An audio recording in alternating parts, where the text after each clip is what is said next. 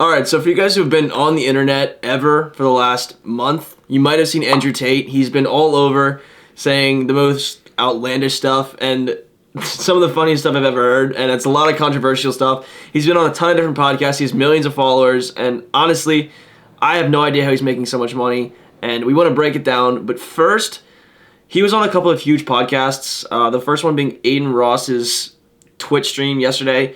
He had over 300,000 people in the Twitch stream at one time. And the one I really want to get into is the BFF podcast with Dave Portnoy, because him and Dave Portnoy have similar personalities. So we kind of want to break down the interaction between Dave Portnoy and Andrew Tate and kind of see how he acts with Dave Portnoy, someone who's close to his age, as opposed to Aiden Ross. So I'm here with Dylan today. We're gonna break it down and see how they interact with each other, what they talk about with money, and the crazy stuff that Andrew Tate says, because we know that he is one of the most prominently controversial voices on the entire internet. So without further ado, let's get into the video. We got a guest here, Andrew Tate. Welcome. Look at his face right away. Just right away. You already know it's about to be a show. He's so happy that he's even there. Thanks for having me. Thanks for coming on. So we were, while you were in the waiting room, we went around the horn. So Josh is the one who's like, yep, we got to get this guy on the show. Going to be a huge episode. Why does he smile like that? He's so happy. Reed and O'Malley were like, we researched them yesterday, and everybody's a buzz. Watched all your clips, and I'm just a little bit confused. So we got people coming at it from 3 different angles. Because if you think about it, like... Dude, look at him. Like, look at the guy. Are you kidding me? He's like a devious laugh. Because if you think about it, like, Andrew Tate has done an incredible job marketing himself. Because we know now that he said that he has millions of followers on TikTok, and he has a ton of presence on TikTok, and he'll say it here, he's never had a TikTok account. The only social media he has is his Instagram, which he has a lot of followers on. He has 2 million followers on Instagram, but at the same time, like, think about how much buzz he has globally already, just off of what, like... TikTok, everything. He's off YouTube. Everyone that's reacting to everything that he's saying. Literally within the last month. So, you do a million different things, reading the prep sheet. Kickboxer, Mensa, you run an OnlyFans, like, managing girls, right? I do, yeah, you're right. I do. Isn't that just like a pimp? He's literally just... He's an online He's pimp. Investing into them. It's different things. It's eclectic. I understand that if you look from the outside and it's the first time trying to understand how it all works, I get it. So then that's probably a perfect segue. If you were introducing yourself, how would you describe yourself? Like, what do you do? Who are you? Yeah, elevator pitch. Yes. Elevator pitch? Yeah. Andrew Tate, 4-time kickboxing world champion. And I've conquered the internet. I decided to conquer it, and I took it. He said, "I conquered the internet." They get him for this, though. But honestly, I respect his what's the word? Ambition. Not his ambition, his confidence. I respect his confidence because he's going on here. He knows who Dave Portnoy is. There's no way going into this he doesn't know who Dave Portnoy is, because he's one of the most known controversial people on the other side too. And the fact that I feel like I don't know. We'll get into the mindset and stuff that he talks about and breaks everything down, but let's just listen to what he says here. Mine.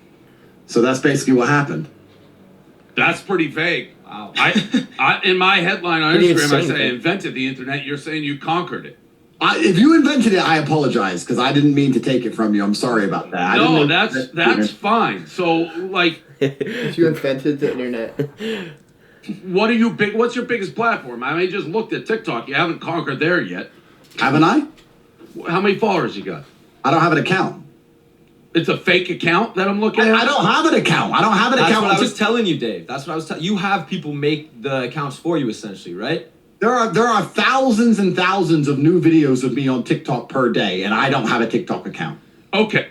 It's nuts. That is absolutely insane. That just shows that he's an insane marketer. Oh my god.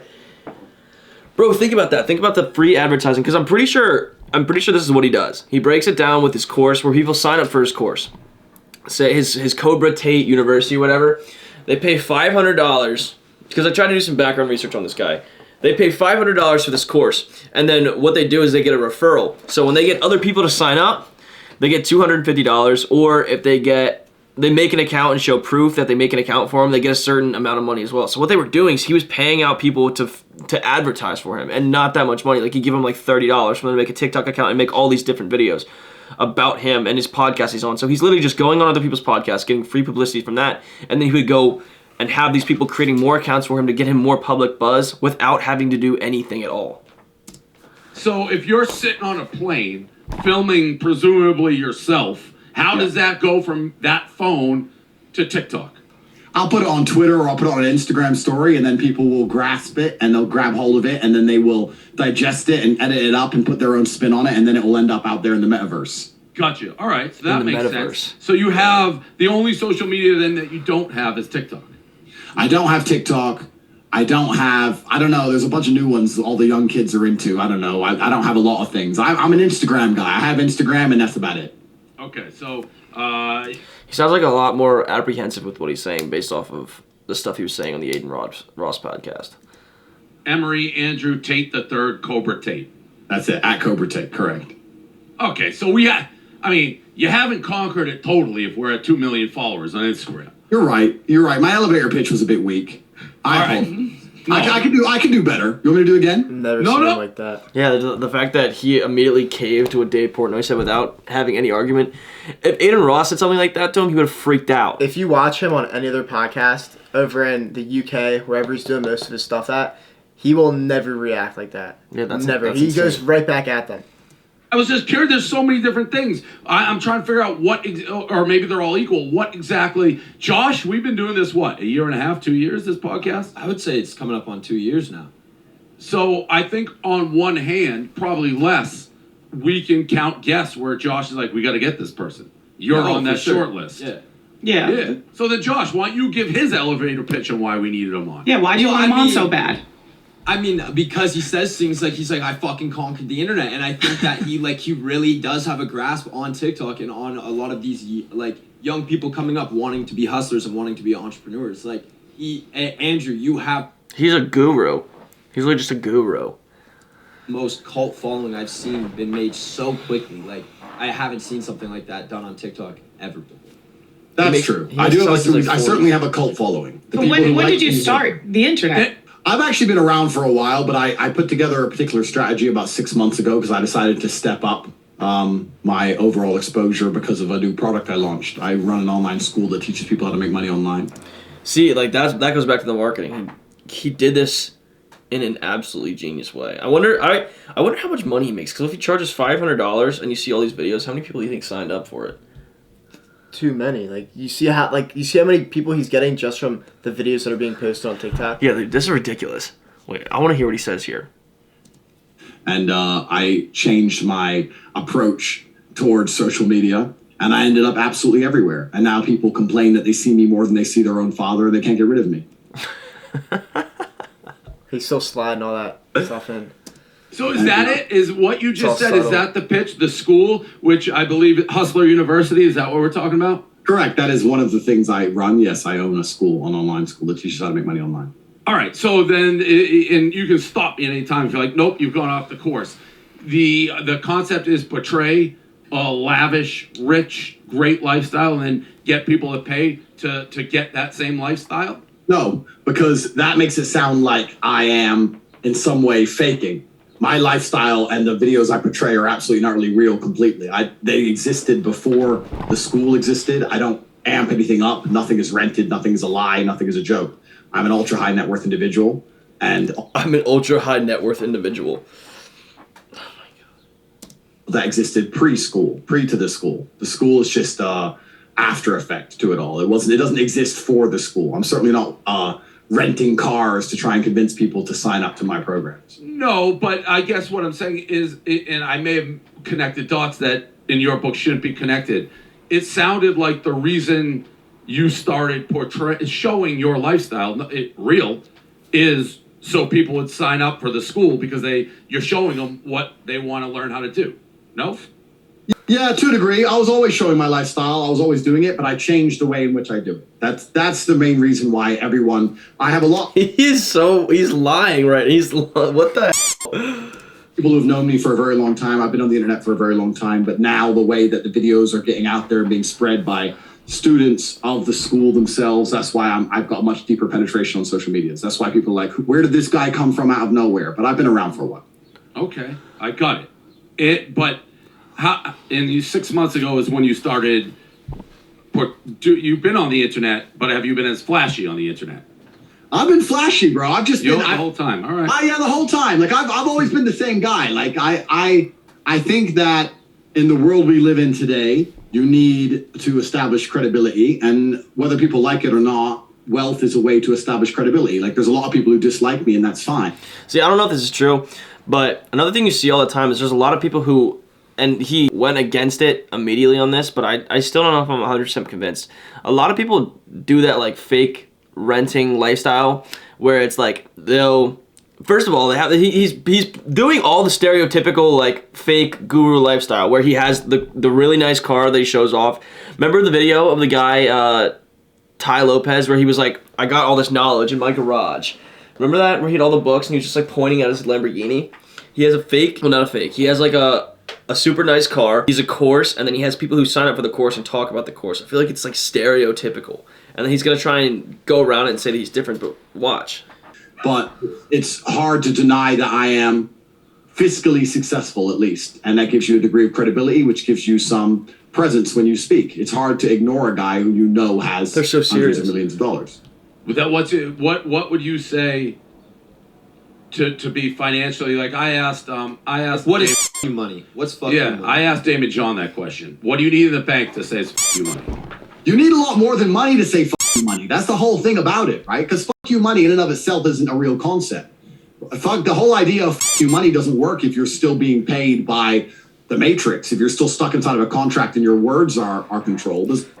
I wonder if he's afraid to say how much, because like his definition of f*** you money would be different than their definition of it. He's always saying he's like a trillionaire, so like you'd have to think he has a lot, but he never really directs like a specific number. I don't know. What do you guys think he has below in the comments? I looked it up. It said he had around like $30 to $40 million, which is a solid amount of money, but it's definitely not at that level. It's not enough to be saying you're a trillionaire. Yeah. A lot of people with a lot of money who can't say what they think. A lot of people with a lot of money who still have to take the injection they're told to take. A lot of people with a lot of money who can't stand up and say, no, that's wrong, I don't agree with this, because you can tell he's getting more comfortable because he's just talking so random. You can tell he's getting more comfortable because like the way he's like chopping up his sentences. That's how he talks, and he like gets louder over and over time. Lose contracts, sponsorships, etc. So to say f*** you money, I mean, you have to have enough money to not ever work again, depending on how you earn money. Because I'm completely and utterly self-sufficient, I can't be canceled. So I think my f*** you money number is actually going to be lower than others because my money will never stop. But I don't know. I mean, that made no sense. You don't think so? See, that's what I'm talking about. Dave Portnoy completely ripped him apart because he didn't say anything. He just completely it goes right back to what I said. He just completely beats around the bush. He doesn't say anything. He didn't answer it at all. He didn't It made no sense. He was like, my fucking money is by- like so much lower than yours just because of like how I am. Like, Yeah. said nothing. So I bet you that Dave Portnoy's gonna come around and he's gonna be like breaking it down. He's gonna be like, you didn't give me any sort of number or anything. You didn't connect it to anything. This is just you saying. This is what no one does to him. Or if they do it, he goes right back at them and he's like, just like, doesn't even like shut down what they're saying. He just completely like tries to overpower them. Yeah, but I think because Dave Portnoy is like the same personality, but he's like significantly more wealthy. He can't do it to Dave. Yeah. He won't be able to. Definition, fuck you money would be you can say whatever you want, and if you get fired or you have contracts, it doesn't matter because you're sitting on a pile of like. Well, then it's a very difficult question to answer because it depends on your life. It's not. Depends how you like to spend money. Blah blah blah. I think So once what's you your have number? Once you have 50M, like then life's free. There's nothing else to buy. I mean, what are you gonna buy? He was not confident at all saying that. See, he did not want to say numbers. You could tell right away. You could tell by the body language because like he like wavered right away. He was like nervous. He didn't know what to say because then Dave Portnoy's gonna come back. Dave Portnoy's worth like $100 million. I remember looking it up. It said that Andrew Tate was worth around $40 million, which I don't know is true, give or take, but. He said 50 million, and he said it like nervously. You can see in the way he's shaking his hand, the way his facial expression is, that he's nervous to say it was 50 million to see what Dave Portnoy says. He doesn't want to go under what Dave's about to say. Yeah, and Dave's about to say it, and then he's gonna retract back what he said. I'm calling it. 50M is plenty of money. You could buy a stupid boat if you really wanted one, but you could also charter one. I mean, besides that, there's literally nothing to buy. See, he doesn't really know. He's just. I think once you're above off. 20M, life's around the same.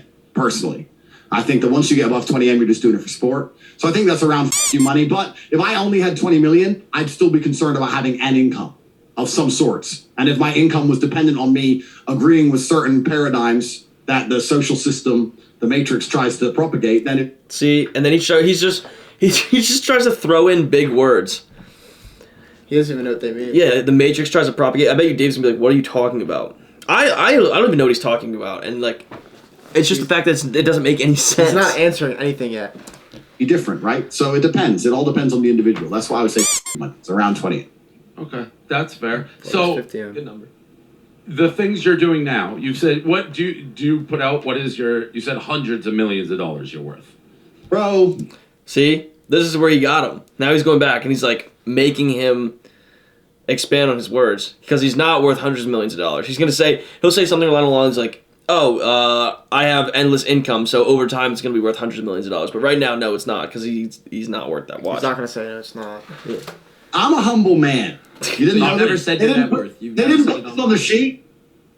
What? They didn't put this on the sheet. I'm super humble. No, that wasn't on there. He's nervous. I'm as humble as they come. I'm just a poor guy out here in Romania, just with a whole bunch of cars. But I'm doing So all right. what's your net worth? Net worth is very difficult to quantify. Oh my I don't believe. Gosh. See? He's lying about it because I don't think he's truthful about his net worth. I don't think he's truthful about anything he's saying because he's not going to say the number because I honestly don't think he first of all, he knows. Second of all, I think he's nervous to say it because he's made himself out to be, like what Dylan said earlier, a trillionaire on social media. Like, if he says any number right now, that's also going to ruin future opportunities for him to go on other podcasts. And say he's a trillionaire. Because if he just keeps, like, going along with this and not saying a number or giving them what they want, then it's going to completely shut down that marketing opportunity. Yeah, let's see what he says. What net worth quantification? I think it's all. How do you quantify net worth? Companies can be. You can have a company with an 8 times multiplier. You can easily by quantify one- net worth. You can easily quantify net worth. He's gonna go he's gonna say something about companies, but if you can get the EBIT of a company 8 times EBIT, you give him goodwill, then you sell your company. You have the company valuation right there. You literally can get the company valuation in minutes. And then you talk about your properties. He'll probably talk about the appreciation of his properties, which I don't even think he has that many properties. He'll talk about his cars, and he'll be like, "Oh, you can't quantify a car because it loses its value once it leaves the stand, but you can." Based off the value it leaves as soon as you buy and take it off the property. In addition to that, the cash flow, what you have in the bank, what you have in investments, you can quantify everything, and I know for a fact that he hasn't done that. Or even if he has done that, he knows it. He has a number in his head, and he's not going to say it because it's not as high as what he's been saying it is for what it is for the past couple of months now that he's been all over social media. Watch. I'm calling it. Valuation. in other words, Liquid. If you had to go liquid Watch. tomorrow. What? If I had to sell everything I own. If you had to just accumulate, He's going to go ahead and say it's as much hard money because as the you different could asset values. tomorrow, 24 hours. Yeah. In 24 hours, if I had to get hold of as much cash as possible, so I wouldn't be able to sell into my companies that quickly. I wouldn't be able to sell any property that quickly. I'll give you a year. I'll even. What companies does he even have? He's just trying to make it seem like if he throws a number out there, it's worth more than what he's saying. Yeah. I know he has like casinos and stuff, but that's all in Romania. A year to say you can sell your companies, but it's like you're getting ready to cash it. It's just all right. We're playing a game in life, and you're going to come up with some oxymoron. But whoever has the most physical liquid money wins. Yeah. You have 1 year to accumulate it. How much you think you? I'm surprised. There's this one podcast I watched too. There was a guy on named Alex Shamosi. It was cool. Like his perspective on life was like, you accumulate. It's like a game of poker. Like you accumulate chips. And the entire game of life, you accumulate chips, and then at the end of the game or the end of life, you push all the chips back to the end of the center, to the center of the table, like like you're going all in because you can't bring your possessions with you after you die.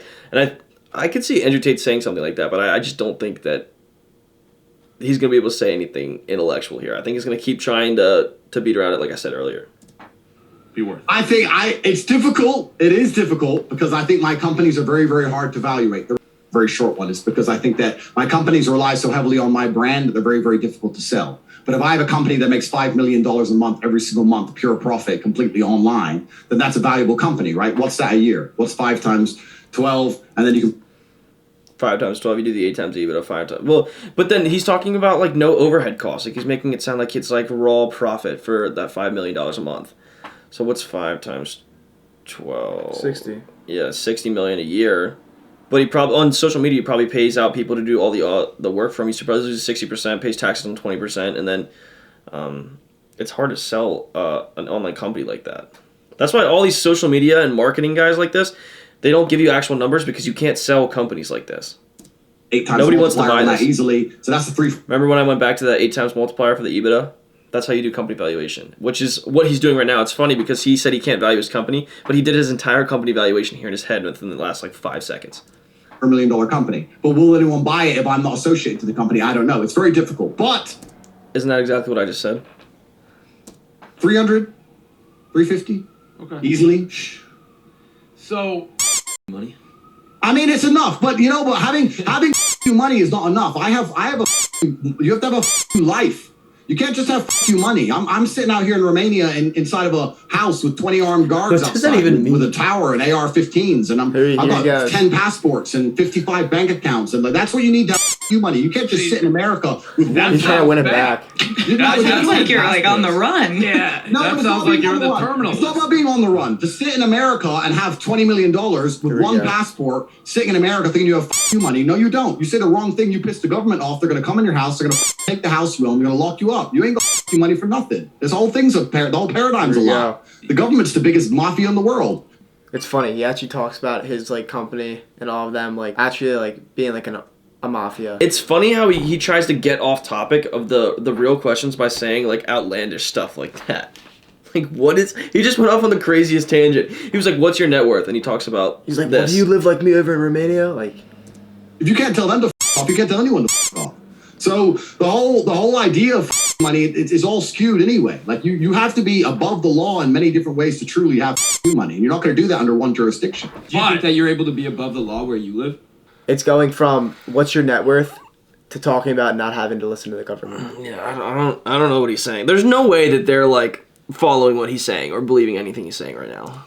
Being above the law, it's about being above the law, but the easiest way to become above the law is to be under lots of He just said it's not about being above the law. It's about being above the law. Dude.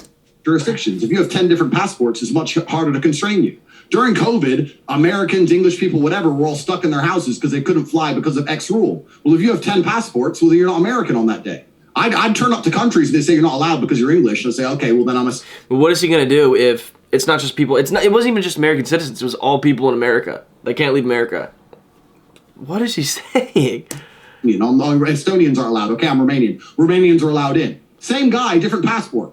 You have to have multiple passports. You have to be on multiple grids. The idea of living off-grid is complete fallacy. You can't do that. You have to be on as many grids as possible. This is what you talk about fuck you money. The people with fuck you money don't even own anything. They own a share of an entity which owns things they can borrow. Owns a share of an entity of things they can borrow. There's no way he even knows what that means. So a share of an entity of things that they can borrow. You can't even break that down. That didn't make any sense. Unlimited citizenships and passports. They have money out in the metaverse, in the sky, hidden all around the world. Money isn't about having money in your bank account in your name. If you still... He probably thinks what he's saying is so smart too.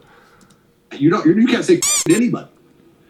I would disagree on some of that. I think there could be another side that would argue the you money is they have so much, but they don't have 20 armed guards, and they can do everything you just said because they're viewed not as a threat to the government, or they don't need the passports because they can I'm guessing there's plenty of celebrities who are viewed as friendlies and don't have the setup that you have, but can still travel as freely, COVID, not COVID, whatever, which to me would be above the you that you just described, because you can do everything without switching it. Because, and I am a fan of you, Dave, and I like the things you say, by the way, but just you to understand that the paradigms that we view the world in are completely and utterly different, because you still...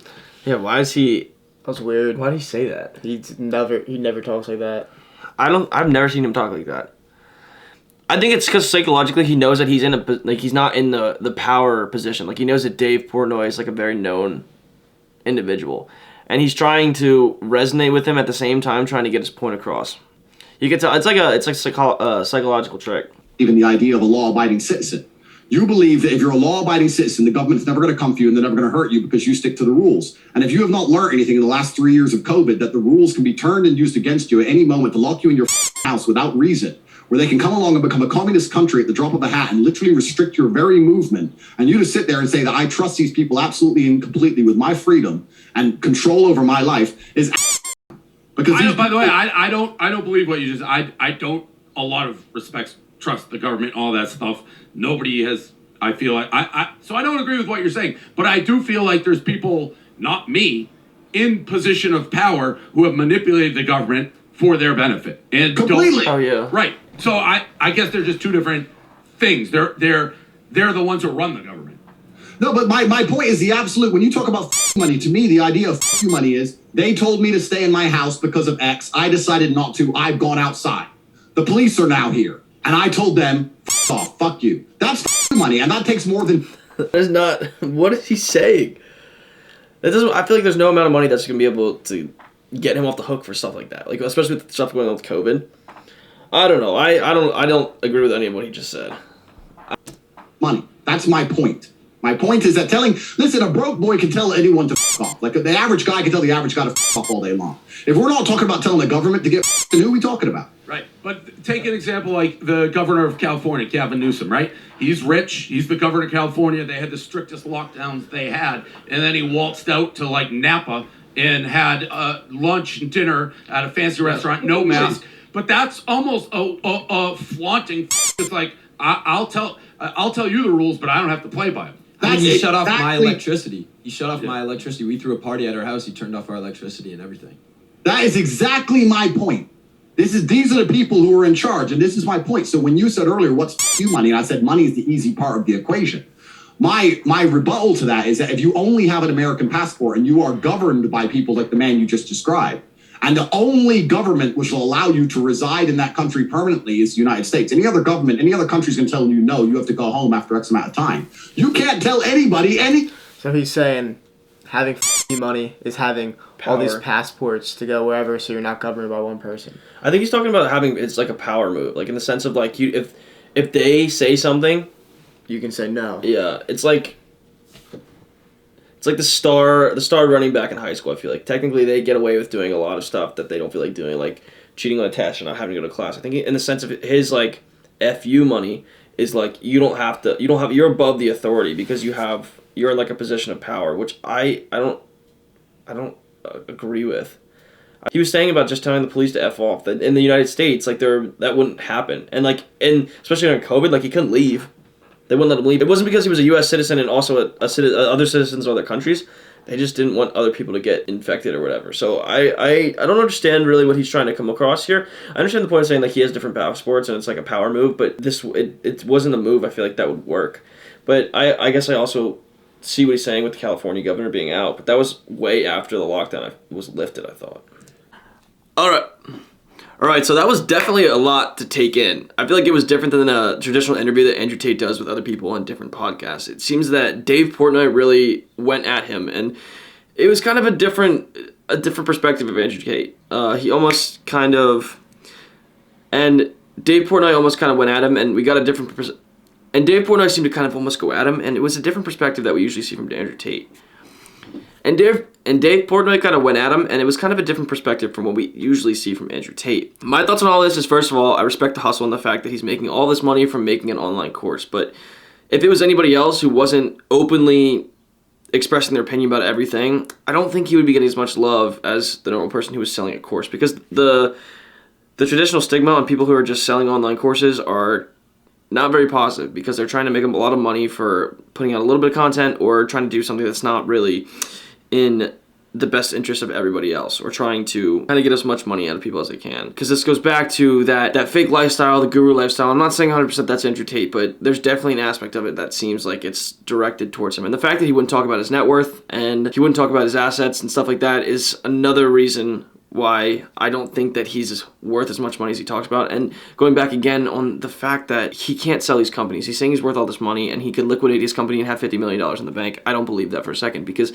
going back to that EBITDA, the estimates before interest, depreciation, amortization, that is what the companies are built off of. That's how you get the valuation of the company and you can sell them. So what happens is, whatever the company's valuation is at that time, you 8x it when you try to sell it. And the fact that he's tied to this online course, if he left, he was the face of his course, there would be no one to sell it to. Like, you can't sell his image to somebody else to use, because then they wouldn't want to be a part of it. Well, that was a really interesting interview, and I hope you guys enjoyed my perspective on it and talking about money and everything with business related to these interactions between Andrew Tate and these other people in these podcasts. And the quote for today's video is, we get one opportunity to go as far as we want in life, so why not go for everything that we want? And this quote resonates with me because I've been making a startup now for 3 years, and we're getting closer and closer to be able to go to market and talk about it and finish the patent and all the stuff I'm really excited to disclose to you guys about with regards to the company. If you guys like entrepreneurship, crypto, finance, and everything that has to do with money, make sure to join my Discord linked in this video, linked in my bio, linked pretty much all over my channel. In addition to that, my Instagram is linked down below as well. And in addition to that, make sure you subscribe, hit the like button, turn on post notifications, do whatever you guys gotta do to stay up to date with the channel because we're on the road to 100,000 subscribers. Life's a long journey, but we're on the road to the top. I'll see you guys in the next video.